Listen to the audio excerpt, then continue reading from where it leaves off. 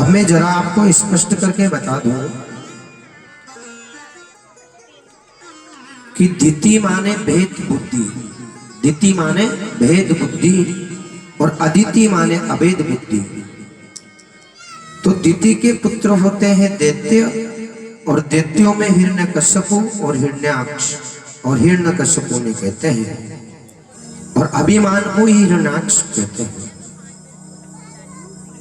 जहां भेद बुद्धि होगी वहां अभिमान लोभ दोनों का प्रादुर्भाव होगा, और दोनों उत्तरोत्तर वहां पर बढ़ते रहते हैं।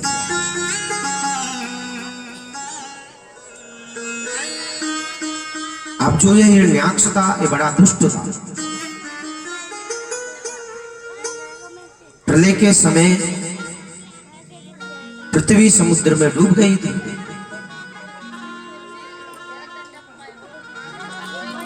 तो उस पृथ्वी को निकालने के लिए वाराह भगवान का अवतार हुआ था। आपको कल हमने कथा में सुनाया था।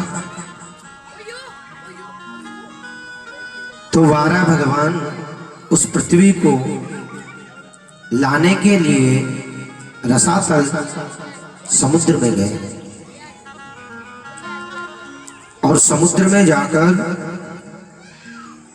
वो अपनी डाढ़ों पर पृथ्वी को लेकर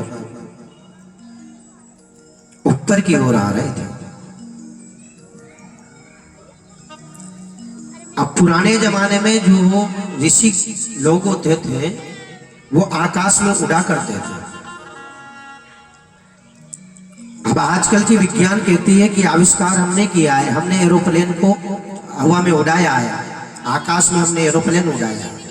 पर एरोप्लेन को विज्ञान ने आज उड़ाया है, और हमारे वेद प्रमाण दे रहे हैं कि पहले जो ऋषि मुनि थे वो आकाश में उड़ा करते, और आज हिरण्याक्ष भी आकाश में उड़ रहा है, और संत नारद भी आकाश में विचरण कर रहे हैं। अब नारद जी तो अपनी वीणा बजाते हुए गोविंद नाम का कीर्तन करते करते जा रहे थे।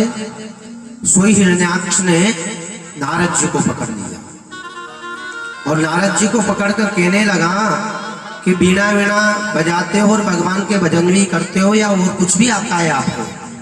उन्होंने कहा भैया हमें तो भगवान के भजन के सिवा कुछ नहीं आता है, हम तो वीणा बजाते हैं और भगवान का गान करते हैं। तो हिरण्याक्ष ने कहा कि मेरी भुजाओं में बड़ी खुजली चल रही है और मैं आपसे युद्ध करना चाहता हूँ, आप मुझसे युद्ध करो। तो नारद जी ने कहा भैया हम युद्ध नहीं करते हैं, न युद्ध के बारे में जानते हैं कि युद्ध क्या होता है।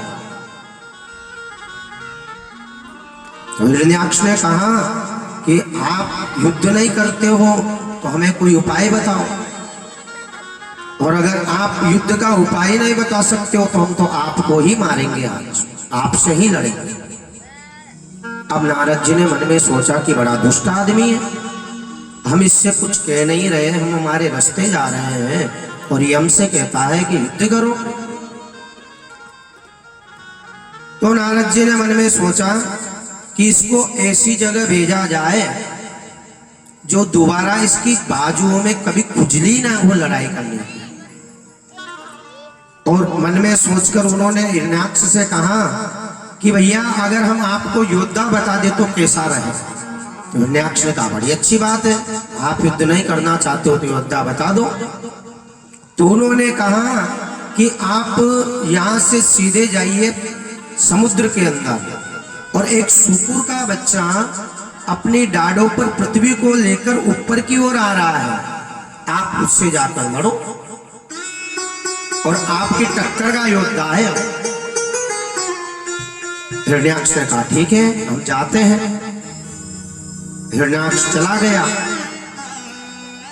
अब उधर से भगवान वाराह अपनी डाढ़ों पर पृथ्वी को लेकर आ रहे हैं। सोई हिरण्याक्ष ने जाकर उनको रोक दिया, अरे ये हमारी पृथ्वी को चोरी करके कहां लेके जा रहे हो तुम? और अब शब्द वो भगवान को बोलने लगा। तो भगवान ने कहा कि भैया तेरे को क्या मतलब है, इस पृथ्वी को मैं ऊपर लेकर जा रहा हूं, कहीं भी लेके जा रहा हूं, आपको क्या मतलब है? और हिरण्याक्ष ऐसे कहते कहते और भगवान से लड़ने को आतुर हुआ। सोई दोनों में बड़ा भयंकर युद्ध हुआ। और मेरे वारा भगवान ने अपनी गधा से ऐसा प्रहार हिरण्याक्ष के ऊपर किया, सो हिरण्याक्ष के वहां ही प्राणांत हो गए, मर गया। हिरण्याक्ष को मारकर प्रभु पृथ्वी को लेकर आए। अब हिरण्याक्ष जो है वो अभिमान है, लोभ है। अब भगवान ने लोभ को मार दिया, पर वो पृथ्वी को ऊपर लेके आए तो यहां पर पृथ्वी को अभिमान हो गया कि मेरे बिना भगवान का भी काम नहीं चलता है। मैं जरा सी समुद्र में जाकर क्या छुप गई, भगवान मेरे को लेने के लिए वाराह रूप धारण करके आ गए। तो भगवान ने सोचा कि पृथ्वी को भी अभिमान हो गया है, तो भगवान ने पृथ्वी को वृंदावन के दर्शन करवाए। और जब वृंदावन के दर्शन पृथ्वी को करवाए तो पृथ्वी ने कहा कि जब मैं समुद्र में चली गई थी तो ये वृंदावन कहां से आया। बड़े सुंदर कदम के वृक्ष लगे हुए, फल फूल इत्यादि, बड़ा सुंदर पावन रमणीय से। तो पृथ्वी कहने लगी कि मैं समुद्र में चली गई थी तो फिर ये वृंदावन कहां से आया। तो भगवान ने कहा, देवी यह वृंदावन कोई शहर नहीं है, यह वृंदावन कोई जगह नहीं है, वृंदावन मेरा धाम है। और आप समुद्र में चली गई तो इसका मतलब यह थोड़ी है कि मेरा धाम भी आप लेके चली जाओगी। इस पृथ्वी को मैंने ही तो बनाया है, पहले तो इस पृथ्वी पर कुछ नहीं था, जल ही जल था। तो आज वृंदावन के दर्शन करवाकर पृथ्वी के अभिमान को भगवान ने यहां पर तोड़ा। पृथ्वी का अभिमान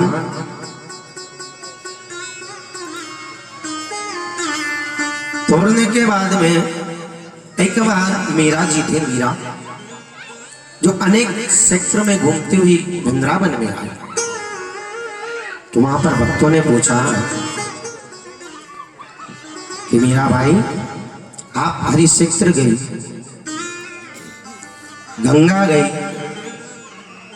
अनेक जगह आप विचरण किया, अनेक तीर्थों में आपने प्रवास किया, पर सबसे ज्यादा आनंद आपको कहां मिला, सबसे प्यारा आपको क्या लगा। तो मीरा के मुख से निकल गया, हाली रे मोहे लागे वृंदावन को। हाँ, मीरा ने क्या कहा कि वृंदावन के सिवा मुझे आनंद कहीं नहीं मिला। आइए बड़ा सुंदर भजन है, श्रवण करें।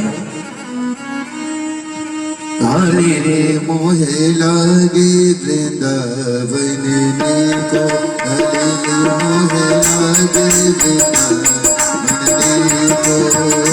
मोहे लागे वृंदावन को, मोहे लागे वृंदावन को, हाली मोहे लागे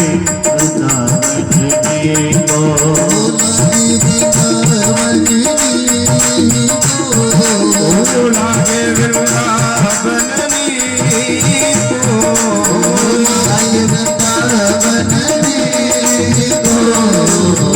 लागे वृंदावन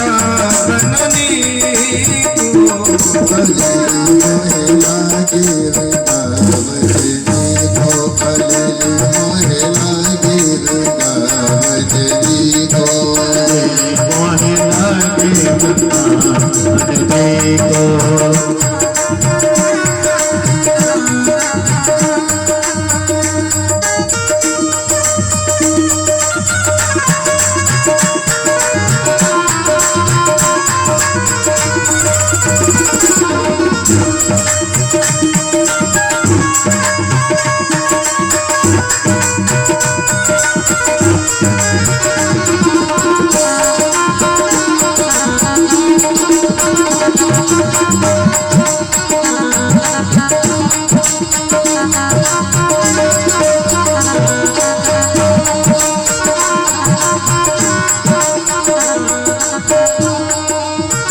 घर घर तुलसी ठाकुर सेवा, घर घर तुलसी ठाकुर सेवा, घर घर तुलसी ठाकुर सेवा, घर घर तुलसी ठाकुर ठाकुर सेवा भोजन दूध दही को भोजन दूध दही को लीली मोहे लागे वृंदावननी को लीली मोहे लागे वृंदावननी को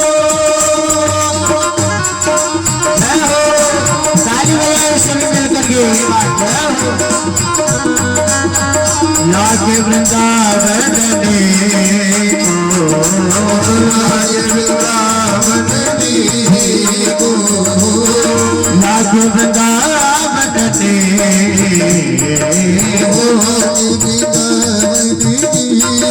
को अलिल मोहे लागे वृंदावननी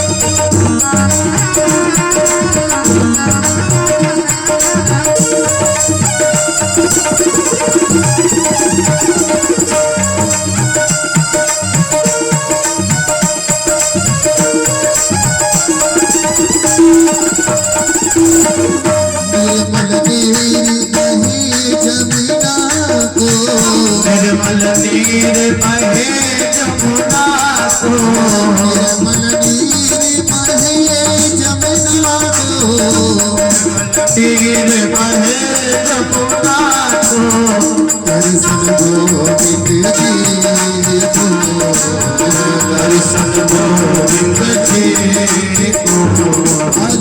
को लागे वृंदावननी को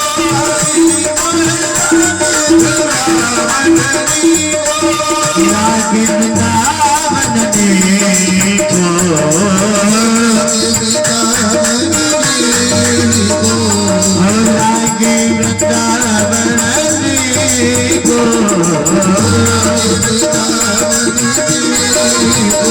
अनिल मोहे लागे वृंदावननी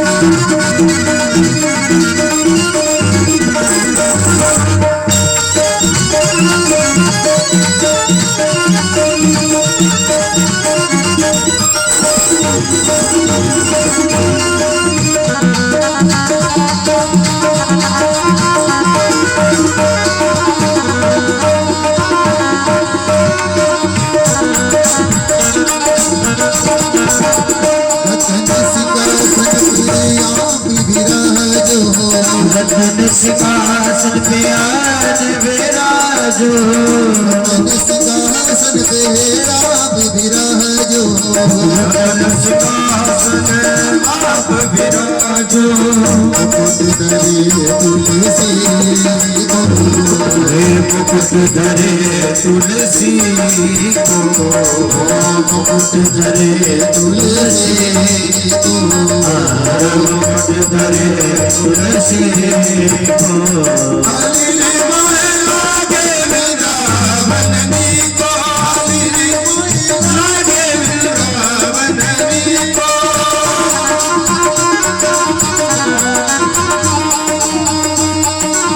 लागे वृंदावननी को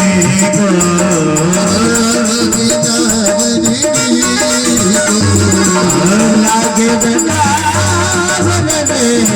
को लागे अजी मोहे लागे वृंदावननी को मोहे लागे वृंदावननी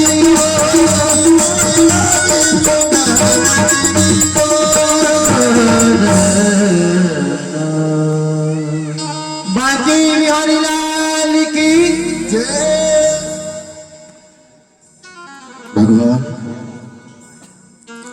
पृथ्वी को ऊपर लेकर आकर पृथ्वी की स्थापना कर दी। अब स्थापना करने के बाद ब्रह्मा जी के सभी पुत्र विरक्त हो गए थे, सभी तपस्या में करने चले गए थे। यहाँ पर ब्रह्मा जी ने एक और पुत्र को उत्पन्न किया, उनका नाम कर्दम। और कर्दम से कहा कि जाओ सृष्टि का विस्तार करो। तो कर्दम जी ने कहा कि हम सृष्टि का विस्तार नहीं करेंगे, हम तो भगवान के भजन करेंगे और ब्रह्मचर्य का पालन करेंगे। तो ब्रह्मा जी ने कहा कि बेटा, ब्रह्मचर्य धर्म उनका ही पवित्र हुआ है जिन्होंने पहले गृहस्थ धर्म को भोगा है। गृहस्थ धर्म भोगिए, उसके बाद में आप चले जाना ब्रह्मचर्य पालन करने, वहां जाकर भगवान की भक्ति करना, विरक्ति ले लेना मन में।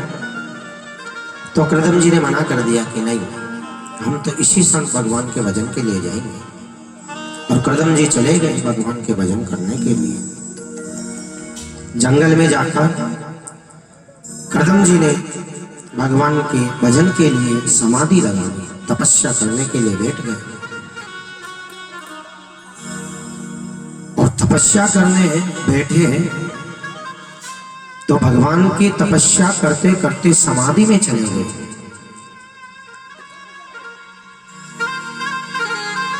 चालीस वर्षों तक कर्दम जी ने तपस्या करी।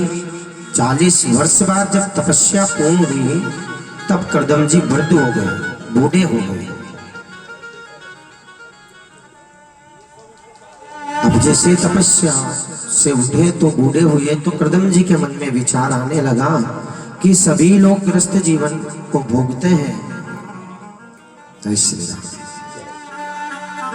ये हमारे मंदिर के जहाँ पर हम सेवा करते हैं ठाकुर जी की, वहाँ के अध्यक्ष साहब हैं, जो आज हमारी कथा को श्रवण करने के लिए आप आ रहे हैं।